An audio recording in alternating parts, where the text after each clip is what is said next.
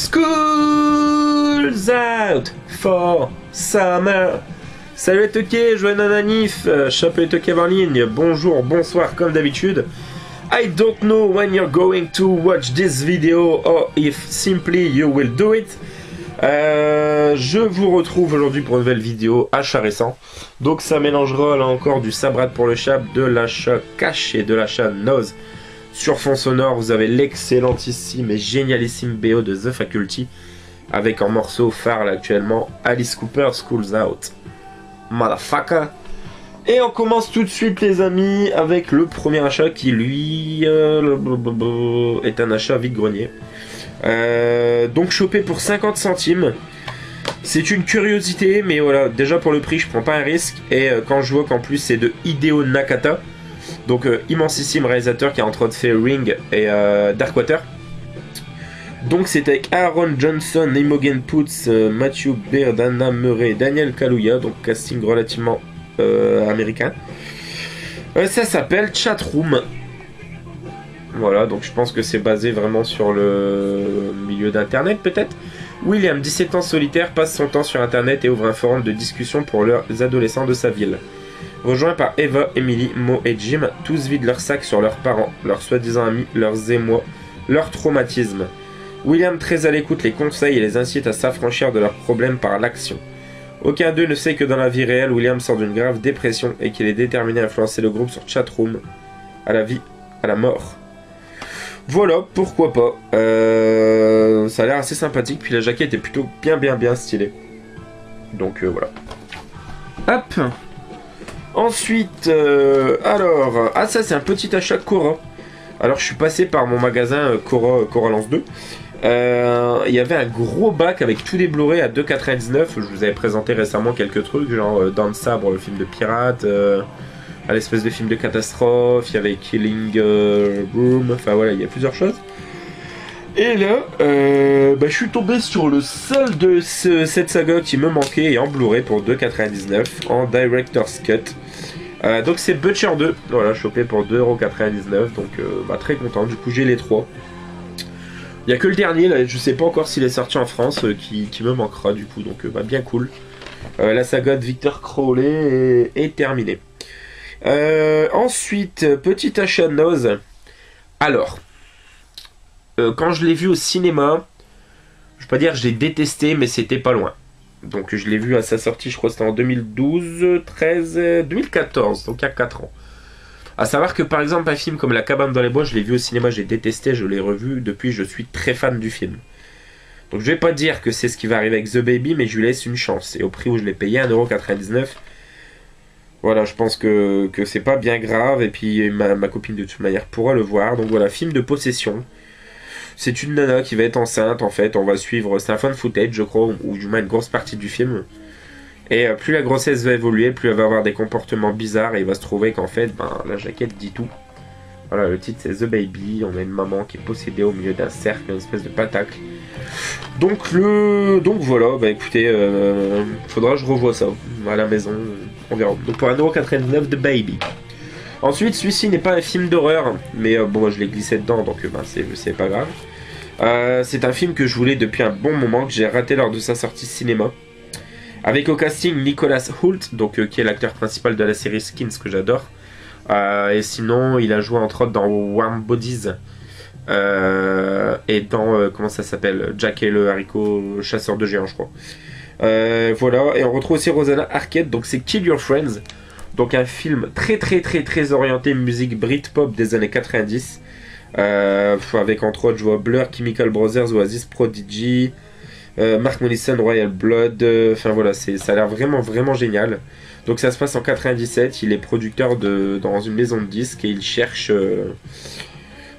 des talents pour sa boîte en fait, et vous voyez, il a un petit couteau à la main là, donc à mon avis il n'hésite pas et il est sans scrupules, donc je suis très content de trouver ce film. Je suis en train de regarder, il y a qui de James Corden, Rosanna Arquette, Tom Ridley, Ed Skrein. Ouais bref, donc très content. Donc Kill Your Friends. Ensuite, toujours chez Noz, et là c'est une agréable surprise.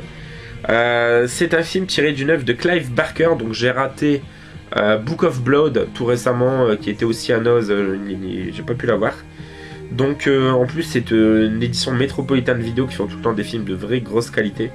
Donc ça s'appelle Terreur, je ne connaissais pas du tout et le résumé m'a vraiment emballé. Donc pour 1,99€, Stephen et Cheryl sont étudiants en cinéma et tournent un documentaire où leurs camarades exposent leurs terreurs les plus intimes.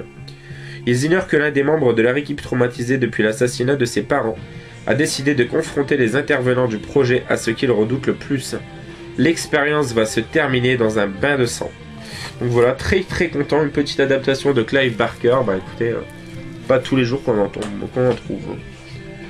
Ensuite, là je suis extrêmement content, donc c'est une trouvaille vide-grenier pour je crois 1€, d'un film que j'hésite à prendre depuis un petit moment en cash.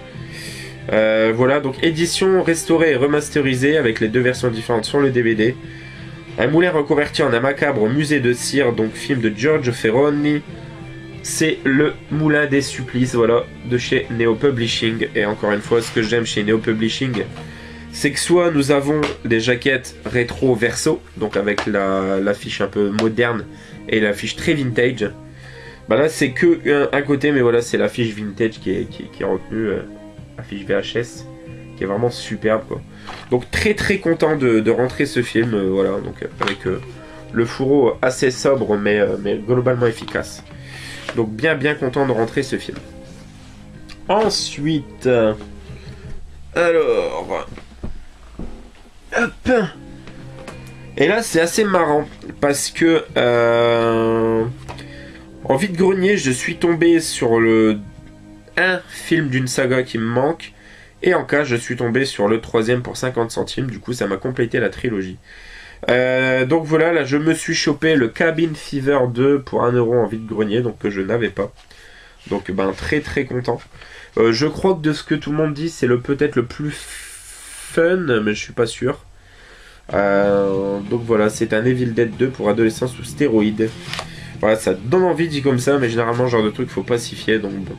En tout cas, l'affiche est très stylée. On a une espèce de tête de mort qui est incrustée sur un bus scolaire un peu type londonien. Donc, c'est assez bien foutu. Donc, on verra. Je sais que j'adore le 1, donc le 2, je ne l'ai jamais vu.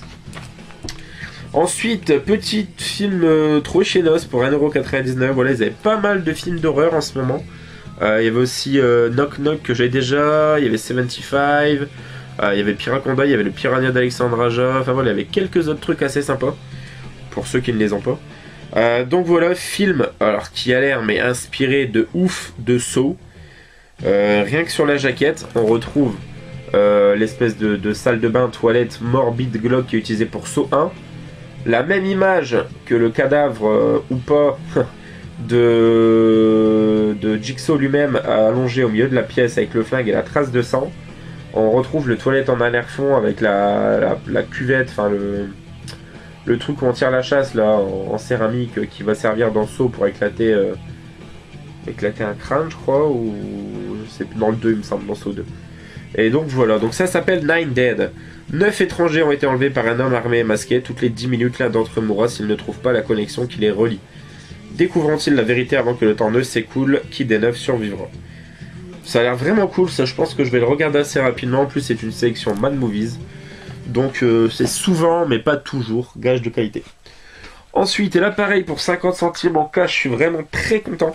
C'est un film que je voulais aussi depuis un petit moment. Donc c'est un torture porn slash survival, enfin voilà, c'est un peu particulier. Si je me rappelle bien, c'est un homme qui va capturer pas mal d'humains et en fait il les traite comme des bêtes parce qu'il fait du trafic d'humains justement. Donc 5 amis en vacances au bord d'un lac sont brutalement enlevés, ils se retrouvent prisonniers d'un entrepreneur sadique. Sous couvert d'élevage de chevaux, il enferme des jeunes gens dans une grange isolée et leur inflige d'atroces traitements, pour ensuite les vendre à d'autres au réseau encore plus terrible. Le groupe d'amis tentera tout pour retrouver sa liberté, ce business souterrain est beaucoup plus puissant que ce qu'ils imaginaient. Voilà, je sais que je l'avais vu, peut-être pas entier, et que j'ai beaucoup aimé, enfin à l'époque j'aimais moins ce genre de film. Je pense que je vais me régaler devant ce film, donc voilà. Live Animals. Ensuite, là pareil, assez content, chopé pour 1€ en vide-grenier, sachant que généralement elle est encore aux alentours de 6€ en cash. Et c'est Catacombes, found footage français si je dis pas, enfin du moins non ça ne peut pas être français, mais ça se passe à Paris quoi. Et alors ça a été très mitigé les critiques sur ce film, je sais que par exemple toi Tanguy t'aimes beaucoup il me semble. Donc, ben, ma foi, on verra ce que ça vaut. Donc, voilà, bien évidemment, le film. On verra ça. Et comme je vous disais précédemment, je me suis trouvé le 2. Et donc là, je me suis trouvé le Cabin Fever 3 Patient Zero pour 50 centimes.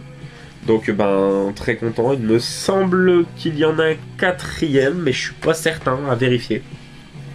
Je dis peut-être de la merde, ce qui est fort possible. Ensuite, bah pareil, une saga qui commence à être complète. Il me manque que 2 volumes des Contes de la Crypte. Alors, prenez note si jamais vous allez en cash ou si vous les avez pas ou si vous voulez me faire un cadeau. Hein. Il me manque les Contes de la Crypte, le volume 9 et le volume 11. Et j'aurai les 13.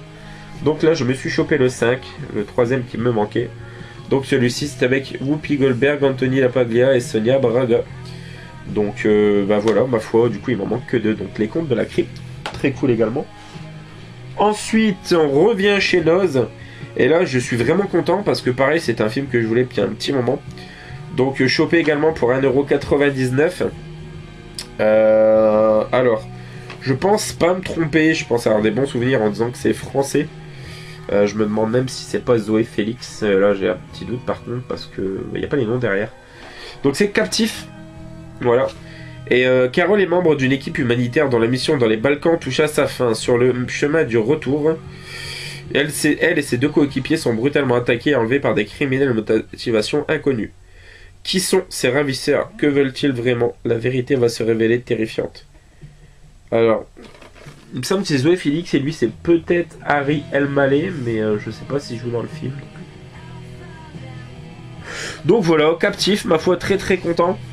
Et il me reste 2 films à vous présenter. Enfin, le premier, c'est un documentaire sur un genre qui est relativement méconnu, mais qui est fort connu en tout cas pour ses jaquettes. Je pense à par exemple Boulevard de la Mort, Death Proof de Tarantino, ou encore Planète Terreur de Robert Rodriguez. Donc voilà, je parle du genre Greenhouse. Et là, j'ai rentré American Greenhouse pour 50 centimes. Donc voilà, qui est un documentaire qui nous retrace le Greenhouse style. Donc avec des commentaires de Joe Dante, Fred Williamson, John Landis. Bah, ça retrace le genre. Voilà, notamment sur les années 60 par exemple. Donc très content. Ça a l'air vraiment vraiment intéressant. Donc vraiment cool.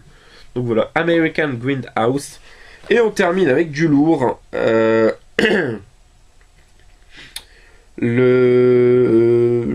Un des seuls films où Guillermo del Toro a mis sa patte qui me manquait.